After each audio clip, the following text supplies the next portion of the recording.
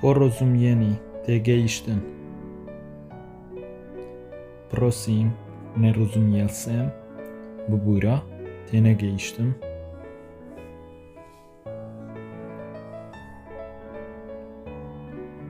Promiňte, nerozumím. Buburun, tēnāgam.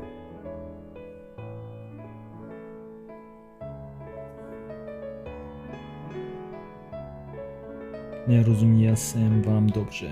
Başla eva tēnəgەیشtم. Nerozuměl jsem vám dobře.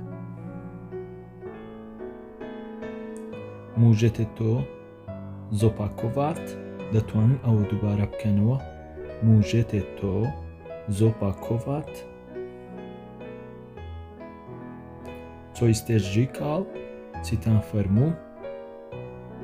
Co jste říkal?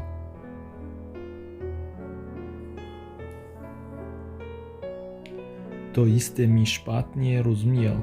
Bahalalem tēgەیشtن. To jste mi špatně rozuměl. To musí být nějaké nedorozumění. دەبێت لە یەک تێنەگەیشتنێک هەبێت. تۆ سێ ئوچیتێ ویسڤێتلی. پێویستە ڕوونکردنەوەیەک هەبێت بۆ ئەمە. Můžete mi to vysvětlit? دەتوانن ئەوم بۆ ڕوون بکەنەوە. Můžete mi to vysvětlit? Mluvíte anglicky, نیمەتسکی، فرانسوسکی، شپانۆلسکی، ئیتالسکی، رووسکی. ئایا بە ئینگلیزی قسە دەکەن؟ ئەڵمانی، فەڕەنسی، ئیسپانی، ئیتالی، رووسی؟ نێملوڤیم ئەنگلیسکی. من بە ئینگلیزی قسە ناکەم. نێملوڤیم ئەنگلیسکی. نێملوڤیم پشیلیش دۆبشێ ئەنگلیسکی. من زۆر بەباشی بە ئینگلیزی قسە ناکەم. ئومیمیان ترۆخ و نیمەتسکی. تەنها کەمێک زمانی ئەڵمانی دەزانم.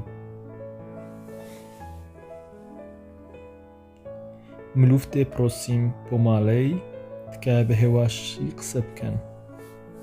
ملوفتێ پرۆسیم پۆمالەی تکایە بە هێواشی قسە بکەن.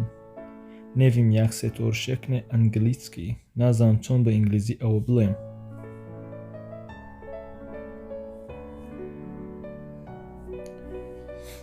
Co to znamená? Ama mánای چییە؟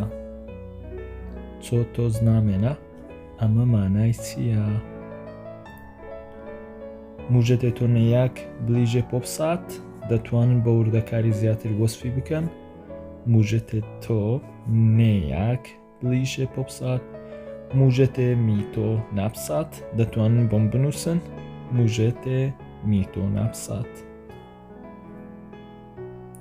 Jak se vyslovuje tohle slovo? چۆن ئەم وشەیە دەخوێننەوە؟ Rozumíte mi? لێم تێگەیشتن؟ Rozumíte mi? Rozumím, chápu, تێگەیشتم. Rozumím یان chápu هەمان مانای هەیە. Pochopili jste to? ئایا لەوە تێگەیشتن؟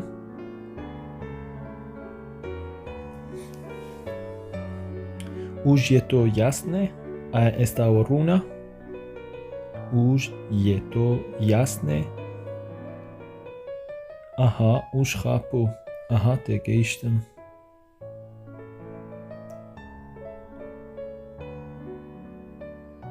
Promiňte, stále vám nerozumím. ببورن هێشتا لە ئێوە تێنەگەیشتوم. Mohl byste mě opravit, když udělám chybu? دەتوانن ڕاستم بکەنەوە ئەگەر هەڵەم کرد؟